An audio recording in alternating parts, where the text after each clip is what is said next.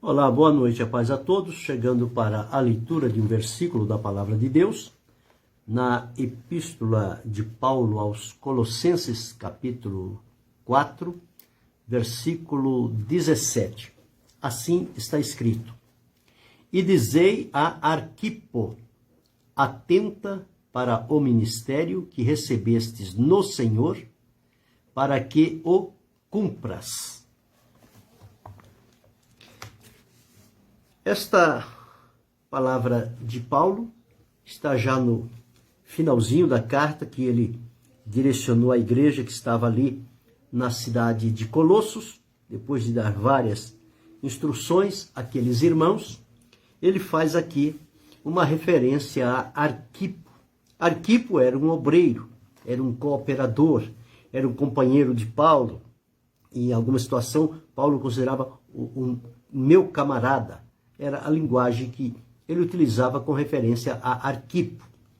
E o que nos chama a atenção aqui é esta orientação que Paulo está transmitindo para Arquipo. Paulo sempre foi um incentivador de obreiro, um motivador, um encorajador. Ele era alguém que tinha prazer e tinha também habilidade dada por Deus para instruir as pessoas que se aproximavam dele. E ao longo da palavra de Deus nós vamos encontrar Paulo com vários obreiros, sim, de idade mais para jovem. E ele ali com todo cuidado, carinho e paciência, instruindo e orientando essas pessoas. Foi assim com Timóteo, foi assim com Tito, foi assim com tantos outros. E agora aqui também Arquipo. Foi assim com João Marcos.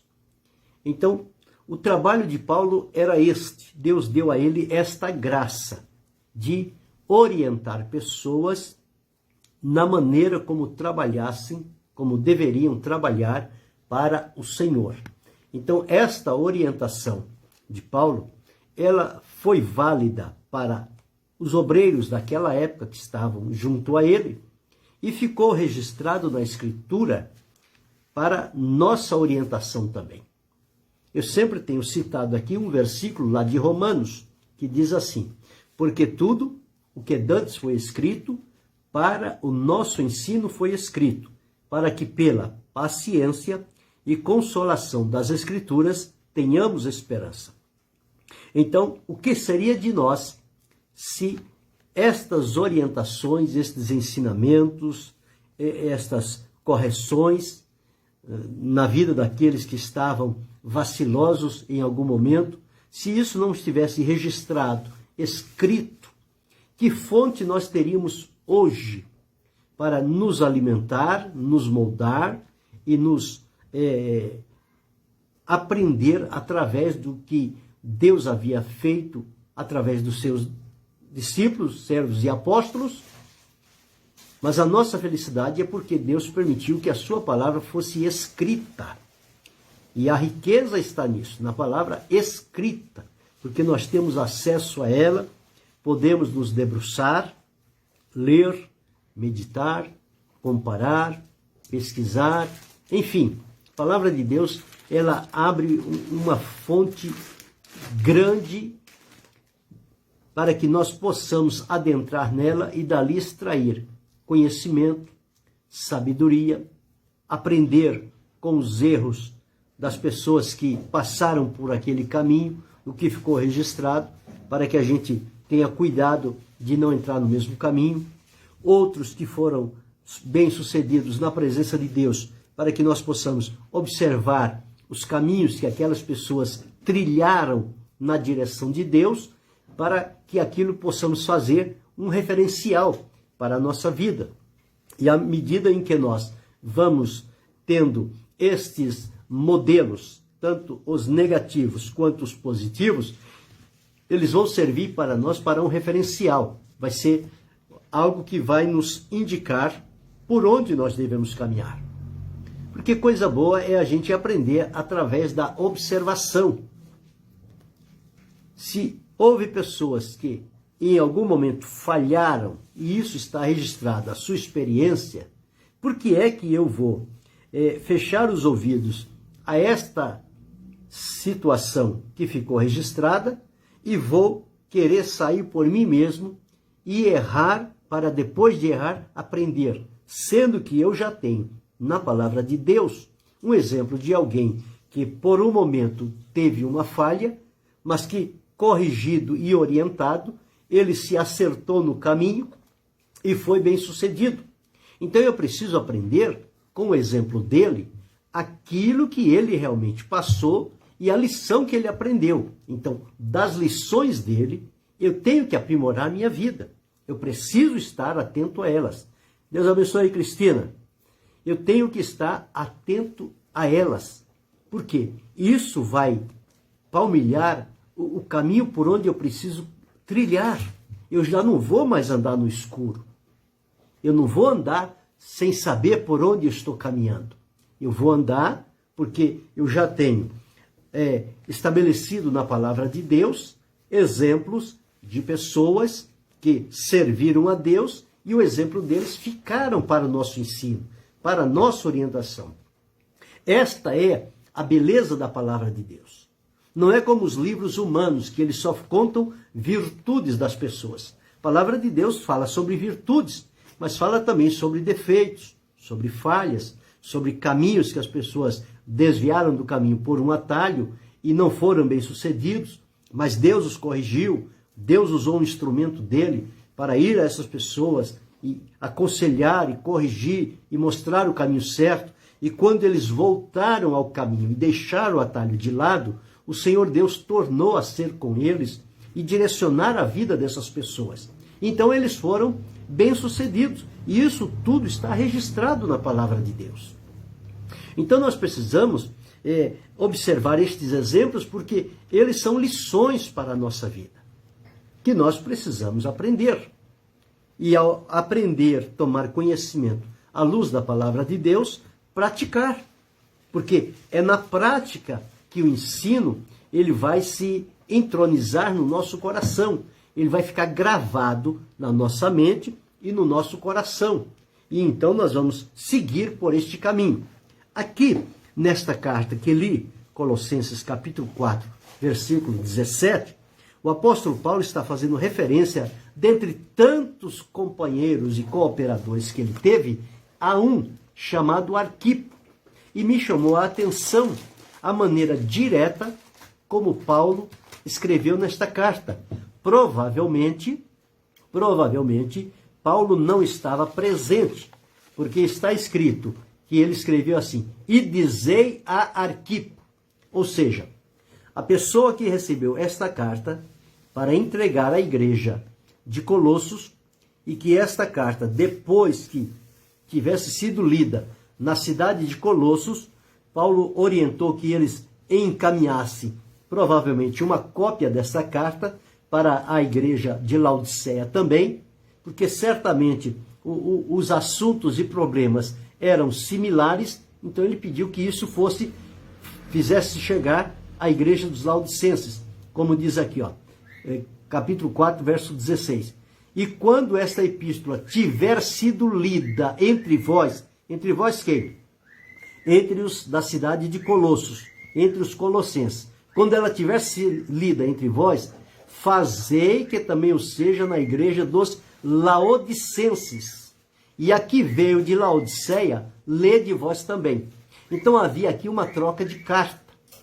Colossos recebeu uma, Laodiceia recebeu outra. Quando Laodiceia terminou de ler aquela, deveria mandar para Colossos. E Colossos, quando recebeu essa, deveria mandar essa também para Laodiceia, para que eles se inteirassem do assunto. Deus abençoe, Juscelio. Mas aqui no versículo 17 diz, e dizei a Arquipo. Arquipo era um cooperador, era um obreiro, era um ajudador, era alguém que estava próximo de Paulo, que atendia nas necessidades. Ele diz, atenta para o ministério que recebeste no Senhor, para que o cumpras. Então, aqui lições importantes que nós precisamos aprender. Arquipo, nós não sabemos, a palavra não entra em detalhe, mas Arquipo precisava, como que dizer, uma injeção de ânimo, de encorajamento, para que ele não se esquecesse de que ele estava servindo a Deus, de que ele havia recebido uma determinação de Deus para a sua vida e ele precisava cumprir essa determinação de Deus. Agora, observe bem, ele diz, olha, atenta para o ministério. Ministério é a função de ministrar. Então ele tinha uma responsabilidade diante de Deus e diante do povo.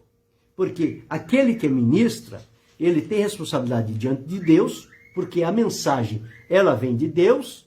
Deus abençoe, irmão Jonas. A mensagem, ela vem de Deus, passa pelo mensageiro e ele tem que enviar aos ouvintes. E ele tem que ser fiel, tanto em receber quanto em transmitir. Ele não pode se descuidar no recebimento, porque pode ficar alguma coisa em dúvida, e não pode falhar também na hora de transmitir, porque ele não pode mudar aquilo que Deus designou. Então, é preciso, conforme Paulo orientou a Timóteo, procura apresentar-te como obreiro aprovado, que maneja bem a palavra da verdade, ou seja, que corte em linha reta, que não mude, que não duvide, que não misture, que não acrescente, que não diminua, mas que faça conforme Deus orientou para que fosse feito. Então ele diz a Arquipo, dizei a Arquipo, atenta, ou seja, presta atenção, haja com prudência, com cuidado, não se descuide, atenta, e ele daqui, para o ministério que recebeste no Senhor. Então, à medida em que nós estamos no Senhor, o Senhor confere ações de ministérios para a nossa vida. O ministério não é nosso, o ministério é do Senhor. Mas quando nós estamos no Senhor, Ele partilha estas funções na nossa vida para que possamos ter a alegria de participar também naquilo que Jesus abriu para nós. Além da salvação, do perdão, da garantia da vida eterna, Ele coloca diante de nós trabalhos que devem ser feitos para a glória do seu nome. E nós só poderemos fazer enquanto estivermos no Senhor. Isto quer dizer, eu não posso fazer um trabalho que Deus designou a mim, segundo a minha mente, segundo o meu raciocínio, segundo eu penso, segundo a minha estratégia. Não, eu tenho que seguir os parâmetros que Jesus estabeleceu naquilo que Ele requer de mim. Porque Jesus, Ele não joga tarefa na costa das pessoas sem que elas saibam o que fazer. Jesus não é assim. Olha, tá aí, você se vira, faz isso aí. Não, Jesus não é assim. Se nós tivermos comunhão, afinidade com Jesus, Ele vai dar-nos uma tarefa, Ele vai dizer como Ele quer que essa tarefa seja desempenhada e qual é o resultado que nós precisamos promover para o reino de Deus. Então, o ministério se recebe no Senhor. Então, o ministério é do Senhor. Quando eu digo o ministério é meu, o meu ministério, peraí. Eu não tenho ministério. Eu não sou dono de ministério. O ministério é do Senhor, o ministério é de Deus. Agora, os dons para o ministério, é Deus quem dá. Ele deposita na vida das pessoas. E são felizes quando eles desempenharem estes dons ministeriais, entendendo que o ministério não é deles, o ministério é do Senhor. É que Jesus fala e age através de nós. Nós hoje somos a boca de Jesus, o ouvido de Jesus, os olhos de Jesus, o coração de Jesus, a mão de Jesus. Este é o nosso papel. Jesus nos usa nesta finalidade. E houve um homem de Deus no passado que ele viveu de tal maneira com Jesus, identificado com Jesus, que ele passou em determinado lugar e quando ele passou por ali, alguém disse, Jesus esteve aqui. Como Jesus esteve aqui? Se ninguém viu ele. Não, Jesus passou por aqui. E quando foram inteirar-se da situação, era o Sundar Singh. Sundar Singh. Vocês procurarem aí na literatura, vocês vão ver um homem de Deus, muito usado pelo Senhor. Ele viveu de tal forma, identificado com Jesus, que as pessoas falaram, Jesus passou aqui. Não é a mesma coisa que acontece quando a palavra de Deus diz que as pessoas foram hospedadas por anjos? Pessoas que não foram hospedadas por anjos, no sentido literal. Foram hospedadas por pessoas. Mas a atitude das pessoas era como se fossem anjos de Deus cuidando de outras pessoas. Então, isso tudo é do Senhor. E nós precisamos entender isso. Nada aqui é nosso. Não, isso aqui é meu porque eu recebi, e é meu, e é meu. Não temos nada. Registra o nome, faz uma patente, dono daquilo que não lhe pertence. Nós somos propriedades de Jesus. Não é Jesus que pertence a nós. Somos nós que pertencemos a Ele. Então, tudo que recebemos é dele, por Ele e para Ele. Então, é este o sentido que eu e você precisamos colocar como linhas mestras no trabalho que nós fazemos para o Senhor. E isto é importante. O João está dizendo aqui, Paulo recomendou que fôssemos imitadores dele. Ele disse, sede meus imitadores como eu sou de Cristo. Quer dizer, ele imitava a Cristo. E ele disse, então, como eu imito a Cristo, vocês imitam a mim. Vocês imitando a mim, vocês estão imitando a Cristo. Era este o sentido da palavra. E aqui quando ele escreve dizendo, e dizei a Arquipo, atenta para o ministério que recebeste no Senhor, para que o cumpras. O porquê desta orientação? Nós podemos pensar várias coisas aqui, não está detalhado. Por exemplo, Arquipo certamente começou desempenhando a sua função. Quem sabe, em dado momento, pode ter diminuído um pouco o ímpeto, a disposição, ou alguma coisa, alguma circunstância que pode ter acontecido e que ele precisava agora de que alguém o encorajasse. Nós somos assim. Nós vamos numa embalada, nós vamos firmados, encorajados, dispostos, decididos. E de repente parece que a gente para e fica assim, mas e agora? A gente fica patinando no lugar e parece que não sai do lugar. Aí é preciso que Jesus, alguém, como que diz, dá um tapa nas costas da gente. Vamos? Caminha mais um pouco? Por que parou? Por que está devagar? Vamos continuar. Há muito trabalho a ser feito. Era mais ou menos esse o teor de Paulo. Diga a Arquipo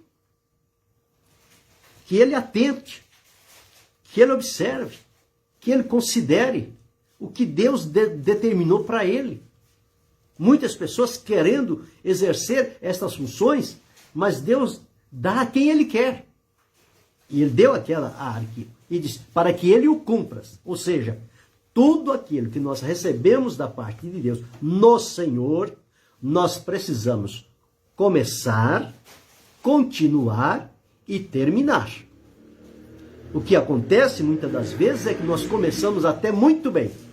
Começamos até às vezes acelerado. Mas depois de certo tempo a gente vai diminuindo a caminhada e muitas das vezes não terminamos. Deixamos a coisa abandonada pelo meio do caminho. Não é assim. Quem se dispõe a servir a Jesus precisa saber que tudo que Jesus lhe confia tem o começo, tem o meio e tem o fim. E a recompensa virá de Jesus somente quando houver o término daquilo que ele determinou. Lembra de Paulo, quando estava terminando os seus dias? Ele disse, combati o bom combate, acabei a carreira, quer dizer, terminei, não cortei ela na metade. E combati o combate, enfrentei lutas travadas, mas não desisti. Guardei a fé. Mesmo na luta, mesmo na dificuldade, Deus me deu graça para ir até o fim, sem que a fé fosse diminuída. Guardei a fé. e agora estou aguardando a coroa da justiça. Aguardando o quê? A recompensa. Então, esse deve ser o mesmo parâmetro para nós. Irmos até o fim. O profeta Daniel escreveu dizendo, tu, porém, vai até o fim. Nós precisamos seguir. Não é interessante começar bem e chegar no meio do caminho e parar e desanimar. Não. O começo vai em uma beleza, mas depois a gente começa a enfrentar perseguições, intimidações, ameaças, porfias, contendas, invejas, conflitos, rivalidades. E muita gente para no meio do caminho por conta disso. Ah, eu não aguento, a luta é muito grande. Pensa em Jesus. O que ele suportou por mim e por você? E ele não disse que era grande. Ele não disse que era muito sofrido. E olha que ele sofreu, mas ele suportou. E quando ele suportou e colocou a nosso favor, a palavra de Deus diz que nós precisamos olhar para Jesus, que é o autor e consumador da fé, o qual pelo gozo que lhe estava proposto, quer dizer, a alegria, a recompensa, os resultados do seu trabalho, o gozo que lhe estava proposto, suportou a cruz desprezando a afronta. E quantas afrontas Jesus sofreu? Mas não se intimidou, não voltou atrás, não negou a cruz, foi até o fim. Deu-nos este exemplo. Nós precisamos ir até o fim. Arquipo precisava ir. Ele precisava cumprir o ministério que recebeu do Senhor. Uma outra palavra que Paulo fala sobre Arquipo, aqui ele está dizendo na igreja de Laodiceia. Arquipo provavelmente era ativo na igreja de Colossos, na igreja de Colossos. Ele era ativo lá, era conhecido, senão Paulo não tinha feito referência ao nome dele aqui. Mas quando Paulo escreve a Filemon, ele faz ali também referência a Arquipo. Então veja, Filemon, Arquipo, Paulo, essas pessoas, esses personagens notáveis da Bíblia, eles eram próximos um do outro. E em Filemon, no capítulo, que é um capítulo só, no versículo 2, ele diz, primeiro ele diz, Paulo, prisioneiro de Jesus, e o irmão Timóteo, ao amado Filemon, nosso cooperador, e a nossa irmã Áfia e a Arquipo. Observe, Arquipo, nosso camarada. E a igreja que está em tua casa. Então veja o elo de relacionamento que Paulo tinha com Arquipo. Lá ele dizia, dizei a Arquipo. Aqui ele diz, Arquipo, nosso camarada. Quer dizer, pessoa próxima, pessoa chegada, pessoa de confiança. E na casa de Arquipo tinha uma igreja. Então ele tinha funções lá. Então quando Paulo diz que ele cumpra o ministério que recebeu no Senhor, Paulo não estava viajando, não. Paulo estava dando as coordenadas necessárias para que Arquipo levasse avante o que Deus lhe tinha confiado. Então, passou o tempo de Arquipo, agora está no nosso tempo. Cada um de nós recebemos de Deus uma função, uma designação, um trabalho para fazer. E nós precisamos entender o que é que Jesus requer de nós, o que ele espera de nós, e como ele deseja que nós o façamos. Porque a nós não compete somente saber o que Jesus quer. Jesus quer que você faça isso. Ah, muito bem, então vou fazer. Não, Jesus quer que você faça isso. Ótimo. Mas como ele quer que você faça? De que maneira? Porque Deus tem o tempo e o modo de fazer as coisas. E se nós entendermos este tempo e este modo de Deus e nos amoldarmos à vontade de Deus, nós vamos ser bem-sucedidos. Nós vamos ter a proteção de Deus, a mão potente de Deus vai estar sobre nós, vamos ter o livramento, vamos ter a graça, vamos ter luta? Sim, com certeza. Dificuldades, embaraços, tudo isso vai acontecer. Mas lá no nosso íntimo nós temos uma presença consoladora e nós temos a segurança de que estamos fazendo conforme Deus espera que seja feito.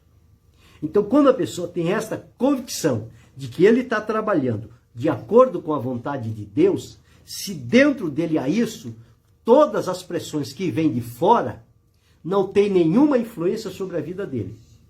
Porque o que está dentro é que vai ordenar os caminhos, os passos daquela pessoa no trabalho que Deus lhe confiou. O que não pode ter é dúvida em nós, lá no nosso íntimo, no nosso coração, e fazermos as coisas à parte de Deus. Não, nós precisamos fazer à luz do que Deus requer de nós. Se nós entrarmos e fizermos desta forma, nós vamos ser bem-sucedidos. Deus será conosco, o nome dele vai ser glorificado, a honra será para ele. Nós não trabalhamos para o Senhor com vista de receber honra desse, daquele outro, aplauso, holofote, pedestal, nada disso. As pessoas que procuram estas coisas, eles estão dizendo indiretamente que eles não estão comprometidos com Jesus. Eles querem fama, eles querem poder, eles querem exaltação. E quem vive nesta conduta, ele desagrada a Deus. Porque ele não está fazendo segundo a vontade do Senhor. Ele está fazendo segundo o seu propósito, o seu plano, para ver em que situação ele pode ser beneficiário daquilo que Deus deu a ele para abençoar outros e através da bênção de outros ele seja beneficiado. Ele seja, como que diz, recompensado. Não. A recompensa nossa, quem vai dar é Deus.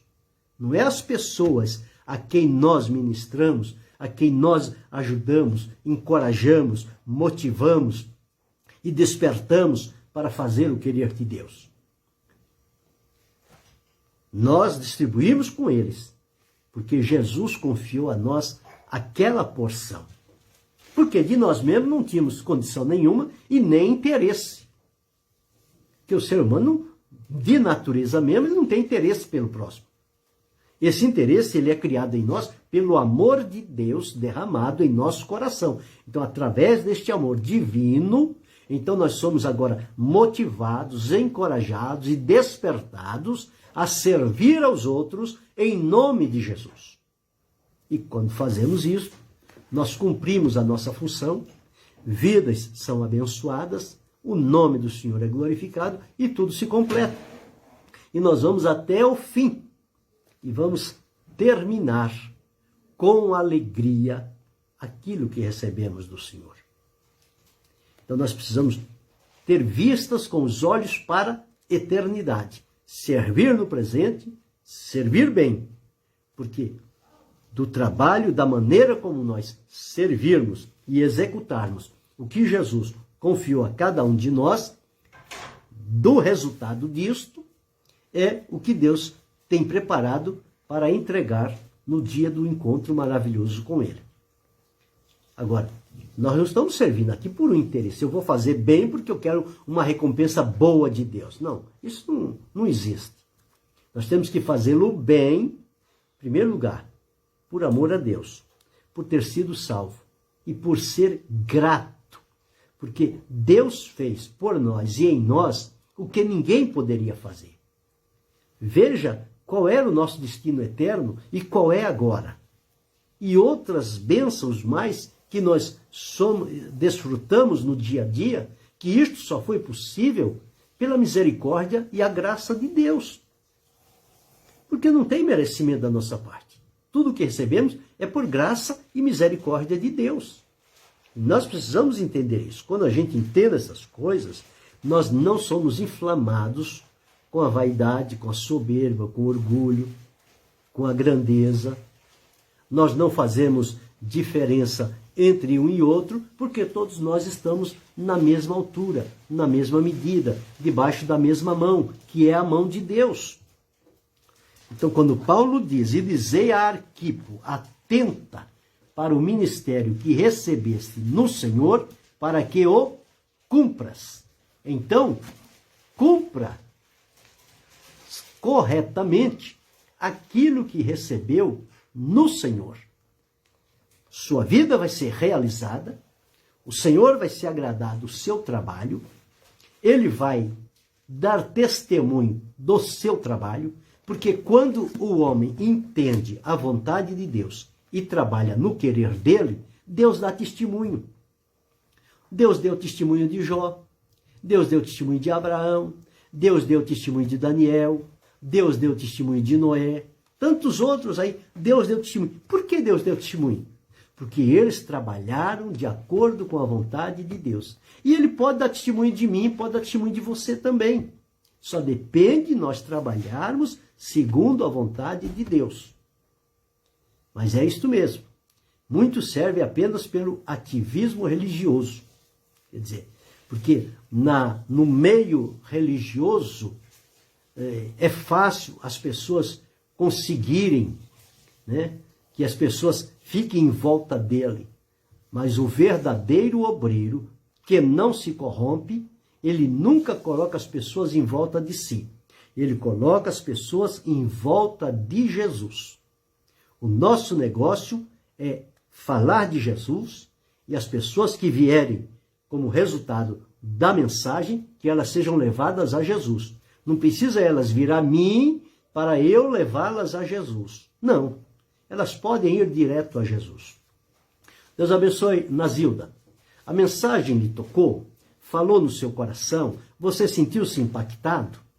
Não precisa dar retorno a mim. Mensagem não é minha. Mensagem é de Deus, foi Ele que deu. Então você pode ir diretamente a Ele. Senhor, ouvi isto, recebi isto, eu creio, estou aqui, Senhor, me ajuda. Ele vai te ajudar. Este é o importante. Moisés, quando levava o povo para beber água, ele não levava o povo em volta de si. Diz a palavra de Deus que ele levava o povo em volta da rocha. Quando nós vamos na Bíblia, nós vamos entender que aquela rocha simbolizava Cristo. Então, por aí nós aprendemos que tudo que nós fizermos no reino de Deus, em função da obra de Deus, nós temos que fazer com vistas a levar as pessoas a Jesus, em volta de Jesus. Por quê? Porque se a pessoa ficar em volta de mim, qualquer deslize e falha da minha parte, estas pessoas vão cair também. Mas se elas estiverem em volta de Jesus, pode, Deus guarde, mas pode acontecer alguma dessas derrotas na minha vida, com estas pessoas não vai acontecer nada. Por quê? Porque eles foram direcionados para Jesus. Por que é que a gente vê que muitas das vezes, quando determinada pessoa de influência comete um deslize, um número grande de pessoas também são levados à derrocada espiritual? Por quê? Porque não estavam centrados em Jesus. Estavam centrados naquela pessoa. E aquela pessoa não é Jesus. Então, por isso nós precisamos levar todos quantos se chegam a Jesus.